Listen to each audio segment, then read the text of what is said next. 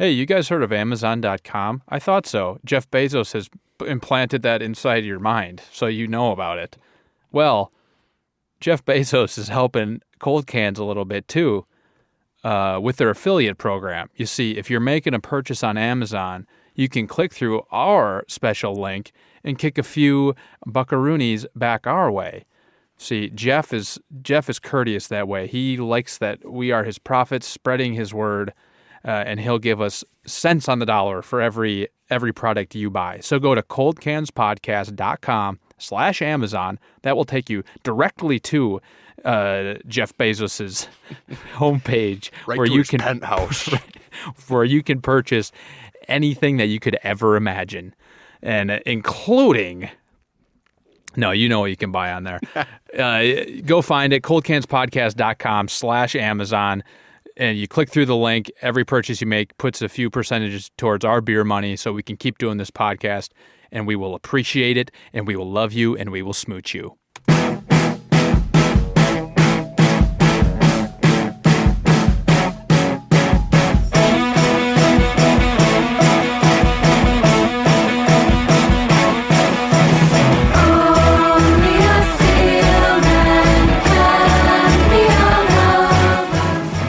Welcome back to another edition, ladies and gentlemen. Welcome, folks. Our lawyers do want to note that we are not going to smooch you. That in this economy, it's not guaranteed. There's just no way we can. We'll get only to all do of it you. if we It's not buy. feasible. If we go to Amazon and buy that special cat licking thing that you can buy, where you put it in your mouth and then you can artificially lick your cat, but it bonds you to your cat. Have you seen that? The fuck are you talking Yeah, about? it's this like rubberized type thing you can hold in your mouth. You holding your cat in your arms, and then you lick it. Oh no! You know, like cats bond that way. Yeah, like a mother would lick her children. Yeah, sure. The cats, of course, not humans. Of course. Although you could use it with your child. Sure. Why not? What are we drinking today, Nick? We're drinking Swivelhead Red. I'm gonna get India-style red ale. Yeah, open yours up there. I jumped the gun and opened mine before the show started. I see you got a brand new bottle opener on your car keys. It's Good job. It's strategically placed on my car keys so that when my key is in the ignition, the bottle opener is still accessible. Oh, gotcha. Not that I would ever need it. Not that I'd be going down the highway. Not that anyone would ever accuse you of that. No law enforcement officer in America would prosecute you for enjoying one of these behind the wheel. Our lawyers also advise us to let you know that certainly they can process you if you're drinking beer behind the wheel. So we're drinking a Deschutes Swivelhead Red, which I said already. I don't like to be repeated. No, I'm just kind of trying to set my own base because the first drink surprised me, and I forgot we were drinking a red. Well, I guess red ales have a very distinct flavor. I like them. In Seattle, there's a Men's Room Red out here. I think it's Elysian. And they have their own podcast, by the way, or their own radio show. Men's Room is the name of a radio show. That's an excellent name of a radio show. I know. We will crush them by drinking plenty of Deschutes Swivelhead Reds. It is a good beer. The first taste is nice. Yep. It's not too heavy. The India style, I think, kind of threw me off initially. I'm like, oh, is it an IPA type thing? But it's not that thick. It's not that flowery or hop driven. It's very much a red ale. Yeah, which is interesting because this beer is part of their Bond Street series of beers that Deschutes makes. So they make the name's Bond. Cold Bond Street cans. We went in a different direction. The year-round, Deschutes makes 5 beers. They make a Black Butte Porter, a Mere Pond Pale Ale, which has won some awards. I think that's like known as their best beer. There's an Inversion IPA. I think that one is the one you'll see like in grocery stores no matter where you are. Yep. This is a pretty widespread beer, right? Yeah, so this one, well, then there's seasonals, of course, like any brewery makes like a winter beer and stuff, I guess. But then there's this Bond Street series, which I believe is still widespread, but is kind of kept a little bit more locally. So the Bond Street, inspired by our original Bond Street pub, these groundbreaking beers explore the many nuances and endless possibilities of the almighty hop. So it suggests that this thing is going to be hoppy. I think it has a fairly high IBU count. It looks like most of those Bond Series beers are IPAs. Yeah. Whereas this one, I think, has to be on the lower end of hoppiness as far as those other 8 beers go. Sure. So the description of this one is kind of, I guess, supports that statement that it's on the lower end of the hoppiness. This twist on a traditional red ale gets its herbal hop character from European varietals, added in American quantities. Don't know what that means. With a light melon accent from Australian hops. So we're traveling all over the world for this beer. Good day. Good day. Put another shrimp on the barbie. All resulting in a malty brew without the roast that's sure to turn heads wherever it's shared. Hence Swivelhead. And they do have a really interesting logo for this one. It's like this guy with a fish on a stick and a bird on his head. There's something... And a bike helmet, and he has a flotation device around his chest. Right. Apparently there's a lot of hidden meaning in this label. We should try to probably break this down. So the guy's, he's looking to the right, like to his right, your left. Head on a swivel. Bottle. His head is on a swivel, so that makes a lot of sense. He's got a fish, he's got an egg. And the fish is on a stick as if it's an umbrella. Right. Is what it looks like. He's holding it because the stick has a curve to the bottom. It could be a novelty umbrella. That looks like a fish. Which he is wearing like slickers, it looks like. But then also a bike helmet. A bird Gloves. Perched on his head with its nest and eggs in it. Mm-hmm. So it's a very How many strange eggs? logo. 33. 30. No, 4 eggs. Good callback. He's got a feather in his bike helmet, Mm-hmm. and he has what appear to be fisherman type gloves on. So he's wearing fisherman type regalia, and then he's holding the fish umbrella with a bike helmet, bird on his head, overalls, and a flotation device around him.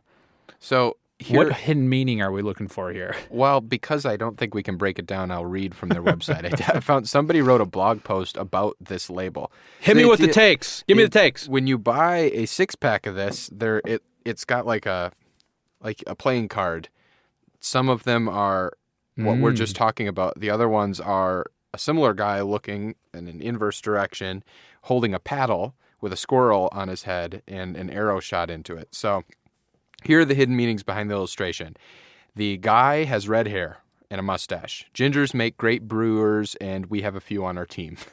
That's the first one. The second one, there's been a bird's nest on a shelf in our JV brew house for years. That's why there's a bird's nest on his head. Okay. Tribute to our founder, Gary Fish. That's why he's holding a fish. Gary Fish. Brewers wear mint green gloves while gathering hops, so this guy's wearing green gloves. Okay. The other side, where he has a squirrel on his head, squirrels are assistant brewmaster's nickname. Favorite pastime in Bend. So this is brewed in Bend, Oregon, which you've been to and we can discuss. But the favorite pastime in Bend is floating on the Deschutes River. So that's why they have a paddle and he's got his little floaty on. Gotcha. And then the bike helmet's brew staff is split on pedals versus motorbikes, but we all love bikes.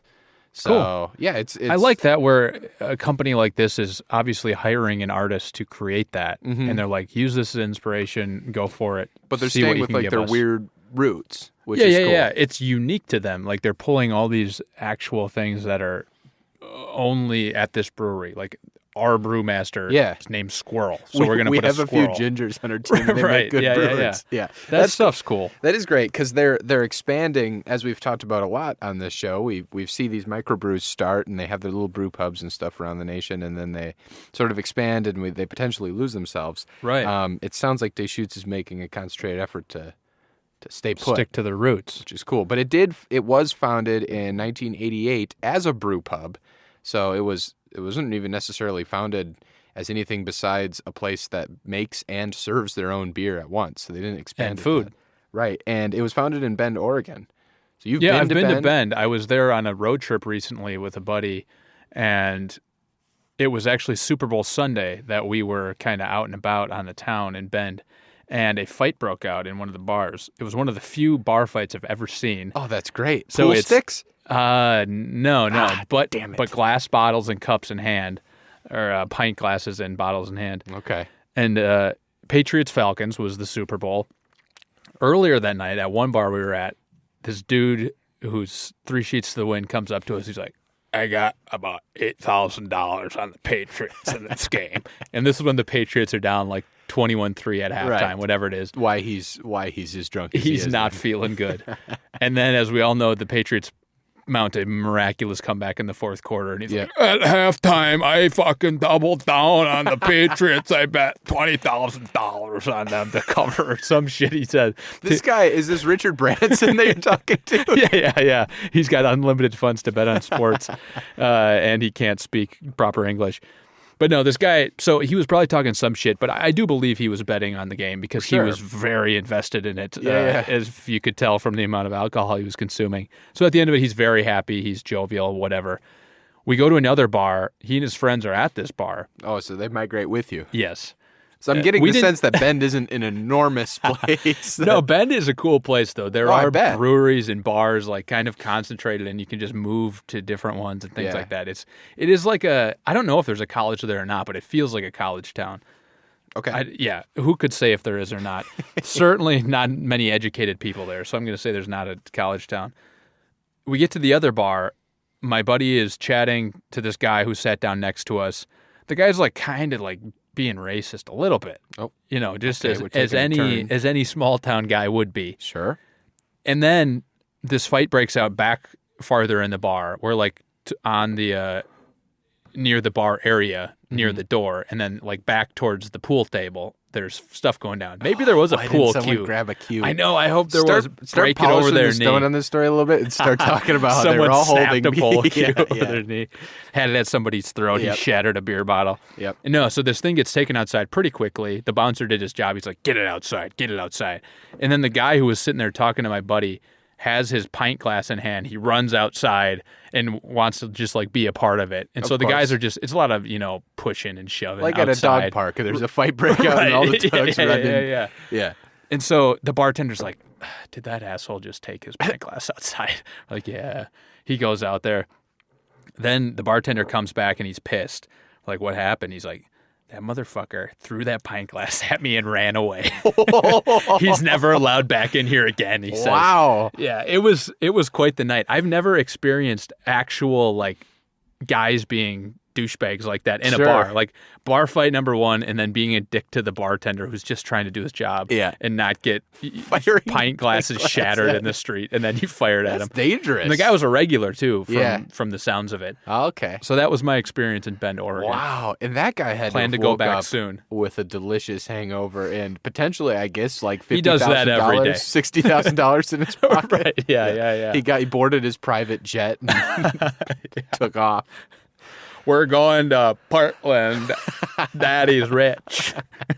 Speaking of Portland, that's where that brew pub is. Still, the Deschutes has like this renowned brew pub. I went with my fiance oh, nice. A while back, and we were walking around Portland's Pearl District. We stayed in a hotel there. It's like the first time we've actually experienced Portland, and one of the top things like the person at the hotel said for us to do, and other people that we had talked to, was like, go to Deschutes. They actually have good food and shit.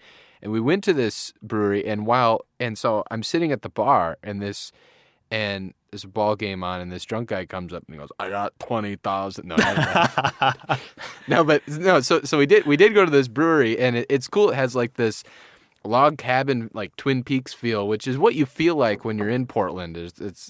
You're out in the Twin Peaks world. And so like there's this, it's really good food. I always appreciate a restaurant or a bar that has a big crowd frequently and is good at managing the line. Can handle it. I love that. So you walk in and you don't just kind of like put your name in and they don't write it down, and then you're like, fuck, are they ever even going to call us? And you're sitting there. They give you the little electronic Buffalo Wild Wings buzzer system technology, which, by the way, those people are still sitting on their proprietary technology after all these years. You'd think a smartphone app would be made. Listeners, go make this smartphone app and sell it to bar owners. Cold Cans gets 10%. Yeah, and finder's fee. Get back to us and tell us. Our lawyers will be on you. Our lawyers are telling us that we can prosecute. Yes. Gary, right? Yes. Right? Gary he's says nodding in the corner. Gary's so goddamn drunk. He put $20,000 at halftime.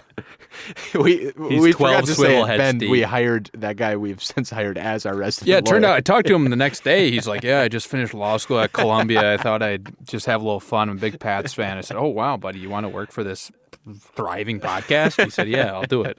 I'll put $30,000 on this podcast. A remarkable story. Yeah, well, it does have a betting problem, but that $30,000 has gone a long way. It has. A lot of beer purchased. But Gary's consumed most of it. So you get this little buzzer as you go in, and the food is really good. And I have an appreciation for brew pubs, even more Absolutely. so than breweries. Like a lot of times, if it's like a Saturday afternoon and you're in a Milwaukee or a Seattle or wherever, or Portland that has good breweries, it's like, oh, let's go to the breweries, and it's kind of fun. But you go to a brewery and you can either do the tour, which maybe I'm just a pessimist, but the tours are sort of interesting, and there's always like one or two facts that I'm like, oh, cool. But like for the most part, it's just, I don't know. I don't really give a fuck about the tour, and so it's always this like, it feels good to go to this brewery. It sounds like a good idea. And then it's kind of like going to a middle of the summer baseball game. Sounds like a great idea. And then you're sitting in the 6th inning and it's like your team's losing 7-0. Why are we paying for $12 for a beer? Yeah, we can talk a baseball game some other time, but I totally agree. Every baseball game I've ever been to is that experience. You're like, what time is it? Why are we still sitting here? Tailgating was fun. Yeah. And what are we doing here? I was drinking for 4 hours before this game, and it was the time of my life. life. I'm so fucking tired. Yeah, and now I'm sitting in this 2-foot wide plastic seat drinking $12 beers. Well, that's the sense I get when like a group of people go to a brewery. We all get all charged up. We're all pissed up when we go already. And then you do it and you're like, I don't want to do this fucking tour anymore. Let's just continue drinking. Yeah. And the problem is you have to drive to most breweries, too. Yeah, they're not in the middle of everything. Right. The only brewery that I've enjoyed going to is the New Belgium Brewery in Fort Collins, Colorado. It was a really cool experience. They like take you through all these vats of beer and shit like that, where they bottle things and everything like that. And you are drinking throughout it. Like they're like, okay, now you can taste these 2 beers. Yeah. That's good. Actually seeing the places where these beers are brewed and like the hops that go into it and the history of it and shit like that, because they like Fat Tire's their big historic beer for New Belgium. Yeah. And so they tell you the story about why that is, and it has to do with the way the founder was inspired to make beer, whatever. We'll get to that. They've they've crafted a story around the tour. It's not just like, look at this big ass vat. You know, maybe how much been beer's some bad in there. tours. Then maybe there are good ones out there. But I think I have been to other tours and they're not good. Yeah, and that's the only good one I've ever been to because they do put a lot of effort into it. Yeah. So and it's the same thing with this brew pub that I went to with Deschutes. Coming back to this, like in Portland, is that it was definitely meant as like a restaurant and a pub, and it had like a lot of cool nostalgia and stuff. Like clearly, if they put this much attention to detail in their label, they also do to their brew pubs. And the menu, everything was really good. And so if you ever find yourself in Portland, definitely go to Deschutes in the Pearl District. It's delicious. A brew pub is a great brew pub. A brew pub. I love the Meraki brewers. A brew pub is a brew pub. I said it again. Brew pub is a great idea. Yeah. And I think, I don't know if there's some type of special licensing you need to both be a brewery there and have a serve food. Chef, who's like making food. Yeah. But they do seem to be rare. Yeah. And it's much easier to find like a brewery, you know. Like in Seattle, we have a number of breweries that have tasting rooms, they call them. Yeah. When they don't serve food, it's just a tasting room. Yeah. And there are some good spots. There's a place called Optimism Brewery, which I had to look up because I know it's enormous, and it's 16,000 square feet. Jesus. It's an enormous building. It used to be a car dealership, I think. It's kind of our go-to as well. Yes, it's a great spot. It's if you're in a large group or even a small group, you can just go there. The tables are enormous. Yeah. You get a beer. No tipping allowed. Perhaps my favorite part of the entire experience. It also is the same thing where they handle a big crowd well. Yes. Folks, if you're the out there... The centralized spot where you buy beer, and then you can just disperse both right or left to go to your tables. And because they don't make food... They have food trucks come. So if you can't sell the food, then bring the food to you is brilliant. That was what I was thinking, because that's where you separate the thing of like, we don't want the responsibility of having the licenses to make food. Right. So we have a back parking lot. We're going to let different food trucks cycle through here. Yeah, it's a very cool concept. And the food trucks these days are wonderful. If you guys are out and about and you are going to a brewery, and I'm talking to you guys, the listeners, and you see, hey guys, our favorite management of lines, our favorite distribution of food, send us a tweet at Cold Cans Podcast because we're gonna fucking dig that up and probably review whatever beer you send us. Hashtag crowd and proud. Maybe we'll have to workshop that a little bit. So Deschutes has this cool brew pub. It has its roots in Bend, Oregon. It's still paying attention to detail, but like we were talking about at the top of the show, it has expanded. It's now in 28 states, so it's throughout the U.S. Their base beers, all those core beers I was saying at the beginning, are still. Those are the ones that are being pushed to grocery stores and stuff. And Gary Fish, the guy who named this brewery after the Deschutes River where he's from, his whole staple about his expansion is to keep that microbrewery feel to it no matter where they go. So they opened up another brew pub out in, like, I think Vermont. Oh, wow. And so what they're saying is every time we build or expand our business, we need to emphasize the community. So his quote was, "We want people to feel like this is, in a lot of ways, theirs."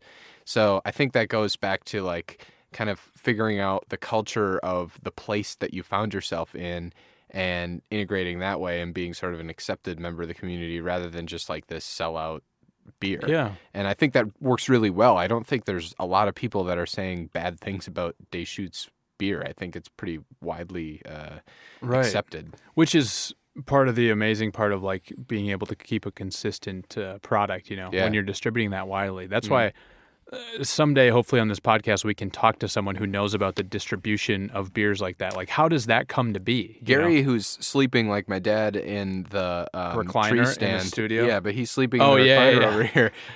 He's hooking us up with a few breweries. We've been in contact. Hopefully, we're going to be able to talk to some people soon.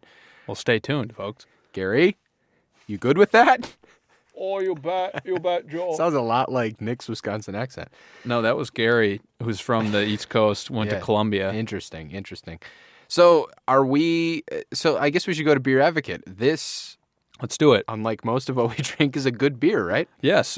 Beer Advocate gives a score of 84 from 22 ratings, which is rated as good. Right. 6.5% alcohol, which is pretty substantial for a beer. This is a 70 IBU score. Yeah. So there International is Bitterness Unit. Yeah, but it isn't overly bitter. As that description I read before. I don't think so. So the website at Deschutes gives like a pie chart breakdown, and half of the flavor that they put into it is caramel.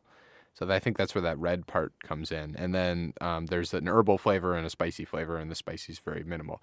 So unlike some IPAs that maybe go up with the spiciness or let the hops take over, this is a beer that emphasizes sort of making a smooth flavor, hence the half of it being fucking caramel. It's really fucking good. Like I do actually like this a lot. I enjoy this beer. The profile, a head-turning IRA with herbal hop aroma and smooth caramel maltiness. That's written right on the Bible. Yeah. Right on the bottle. Right in the Bible. Right.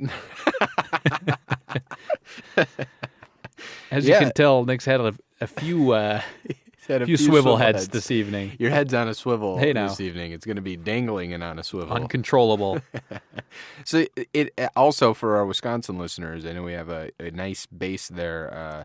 Shout out Wisconsin. An article in the Biz Journals of Portland recently that called out Wisconsin specifically. Move over Wisconsin-made brews. Didn't call them out in a bad way. I mean, it's basically recognizing that how good Wisconsin the stalwart. is. Yeah. Move over Wisconsin-made brews. Deschutes is bringing Black Butte, Porter, Mirror Pond. That's the one that has won some awards, and a bevy of other concoctions your way. Bend-based Deschutes will bring its beer to Wisconsin's on July 1st. This was a couple years ago, but through a deal with Beer Distribution Awards Beverage Wisconsin. So it's on the shelves again in 28 states, and they seem particularly the distribution proud. Thing. Yeah, and contracting out how they're doing the distribution, but still keeping it at a microbrewery level. Yeah, and calling a beer pond, Mirror Pond, was it? Mirror Pond, yeah. I feel like a pond is like, only Wisconsin can have ponds. Oh, yeah, there's no ponds in out Portland. back. It's the ocean. Right, yeah. It's the ocean or like a mountain runoff or something, like a powerful river that has a little bit of an offshoot here. Yeah. In Wisconsin, just a pond. Oh, yeah, that water's been there for 200 years. Yeah, and it hasn't moved. The's no current. You'll get sepsis if you jump in there. Giardia. You'll get Giardia, Joel. So this guy, this character that you're building right now, he's the guy who sits by the pond. People ask questions about the pond, and he describes the diseases that are floating around. Yeah, he's seen every one of them. He's never stepped a foot in it, but he's sat there. 1986, I had a gash. I jumped in, and I had Giardia to my kneecaps. Took me 20 years in the hospital. Thanks a lot, Obama. get this cured. Now I'm here as a warning to everyone else. You hear me? Cautionary tale. Heard of it? I also grew a tail from that Giardia. We got to get out of here. This guy's freaking me out. And then they leave. He accomplishes his goal. Mere Pond back to himself. Yes. So the Mere Pond beer has won awards in the Pale Ale category at various brewing competitions, including gold medal at 2010's Great American Beer Festival. Another gold that we have no idea about the reputability, but I bet it's better than the World fucking Beer Cup. I hope so. The world's best premium pale ale also won in 2010. This is just the Deschutes Brewery, right? Not yes, this was beer? the Mere Pond beer that they gotcha. make. They make Black Butte, which is the best-selling craft porter in the U.S. Their seasonals that do well, and then this Bond series, the Swivelhead Red, as far as I can see, is the highest-rated beer that we found from Beer Advocate. So, and I hope this beer in this brewery is not just someone who knows what all the buzzwords are that beer, aficionados look for. Sure. Like their website is like, they list all the individual hops. I hope those aren't, because I have no idea what any of those means. Nugget, Delta, U.S. Tettnang, Crystal, Northern Brewer. Now, we are the Crystal, experts in Summer. cold cans, but we don't necessarily know. We don't respect these classifications. Those are on the minor leagues. Our palate is our classification. Yeah, we're the major leagues solely on our palate. So yeah, I hope they have stuck true to their roots and you have the idea of the brewer going and like smelling these hops in different Australia or wherever they go. Where they put another shrimp on the Barbie. On the Barbie. Give me that shrimp and I'm going to smell some hops. I'm going to take it back home. By the way, shrimp, you don't eat that shrimp from that pond. It's up to the gills. Bad shrimp. So we're through this beer. So that generally means we're reaching the tail end of the podcast. Are we going to get to the rankings section? Well put. I hope the listeners have also finished one or two. Yep. Or three. You should be able to find Swivelhead Red wherever you are. Again, in 28 states. Don't know what those 28 are, but I hope you're lucky enough to live in such a fine state that Deschutes has expanded to. Mm-hmm. If you don't live there, move. All right, yeah, let's get to the rankings portion of the show. Here's what I'm going to do. I'm going to cut out. I'm going to say this is above Smirnoff, Olympia, Miller Lite, Miller 64, Molson, Schaffenheber, Hefeweizen, Grapefruit Beer, and Rolling Rock. We're going to cut those out by listing them on the show. My point is, let's not even discuss whether it fits in there. I agree. So I wouldn't even bring it higher than that. So our top four from 4 to 1, Eyinger Brew Ice, Eyinger, Rainier, Crikey IPA, and Kona Longboard. Mm-hmm. I'm inclined, and hey, lock me up, tie me up, and call me Susan. Sally, damn it. I'm inclined to put this at number 1. Uh-oh. Okay. Let's talk about this. Okay. For one, looking back at these rankings, we were drunk when we put Crikey IPA at number 2. That should not be above Rainier. Because it was also good. We drank a bunch of shit. Fine. Okay. Rainier beer I would get every time. Yeah, so Kona Longboard, you want to put it above Kona Longboard. So Crikey, I want to put it above Kona. Crikey, I think, as you noted, an idea that we're probably going to implement soon is a brew redo, where we may come back to Crikey IPA and knock it down a peg or when two. the listeners are pounding at our doors saying, you rated Miller Lite too low. You didn't give it a fair shot. Then we'll have them come in and redo the beer rating. And by all means, again, get to us. Go to coldcanspodcast.com. You can find out how to contact us or find us on Twitter at coldcanspodcast. And hell, on our internet, add us on Snapchat. Yes. Cold Cans Pod. Because our special correspondent Casey's running the Snapchat over there. Take any and all issues to any one of those forums with our rankings, but we do have to address the fact that Crikey IPA is at number 2. It is. So we made the decision. I personally, Eyinger, I never felt a connection to it. It was just like purely this complex beer. We were burpy as hell when we were drinking that. Yep, didn't like it. You can't have that. Rainier, of course, the branding, everything we've talked about ad nauseum about Rainier. I like this so much more than Rainier that to me it's a crime to put it below Rainier. What's your? Are you on board with that? Can we go up to Crikey or? Because we have Crikey ahead of Rainier, I would definitely put this even above Crikey. Maybe we could redo Rainier for that reason. Maybe if we want to come back to it, we could bring somebody in from Seattle that knows more to do a brew redo that only consumes Rainier beer. Which maybe moisture. It's about 75% of Seattle. So Crikey IPA, Kona Longboard. I'm comfortable with not putting this ahead of Kona, but at the same time, I'm comfortable with putting ahead of it. I think we both agree. So let's get back to why do we have Kona up there? Because it's an easy drinking beer. It reminds us of being in Hawaii, which Liquid is where Aloha. where we both first consumed it. And it's just a very easy drinking beer. Yeah, but this reminds you of the time a guy with, $65,000 on the line chucked a pint glass at a bartender's head. See, in if I Bend, would have been Oregon. at Deschutes Brewery at that time, then it may have reminded me, but it simply does not. But I like the artwork on the attention bottle. to detail of the label. Yeah. And folks, we're going to definitely have this label on the website, so check it out when you get the chance. Yeah, take a look at it. It is cool. There's a lot of dimensions to that drawing, obviously. Right. And it's cool that it has a backstory. Yeah. Whereas Kona Longboard, the whole story is just like you're on the beach, Yeah. Mahalo. And it's a great story. And Kona, there's no shame in sitting at number 2 in our rankings. But this is my favorite beer we've drank so far. I'll go that far. I drank a Kona yesterday, actually. Kona Longboard So yesterday. you keep going back to it. Will you keep going back to this? I will not keep going back to this. Okay. I don't think. Go back to the Kona thing. You drank a Kona yesterday. And on taste alone, this is better than a Kona. Okay. And this isn't sitting heavy in my gut. And I hadn't eaten supper yet before we recorded this GD Understood. podcast. You wanted to get a slice of I wanted to pizza, get a and I told slice. you to sit your ass down. But We're we recording. couldn't do it. Do the Amazon Gary read. barred the door. He's We like, you don't get Jeff Bezos' name on the podcast. Oh, fuck. We pay Gary by the hour, so we had to sit down and do the damn podcast. Yeah, he's on retainer, and we pay him by the hour. So, where are you?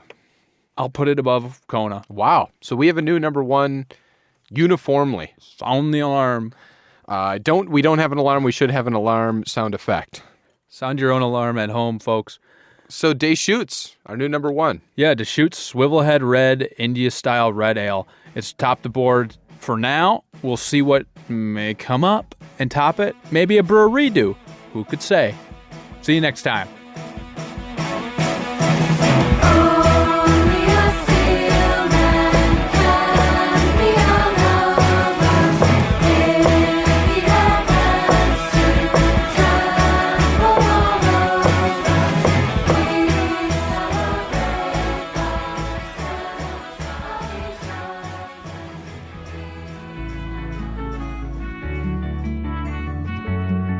The Cold Cans podcast is recorded in the Overcast Room at Cloud Studios in Seattle, Washington. Visit cloudstudiosseattle.com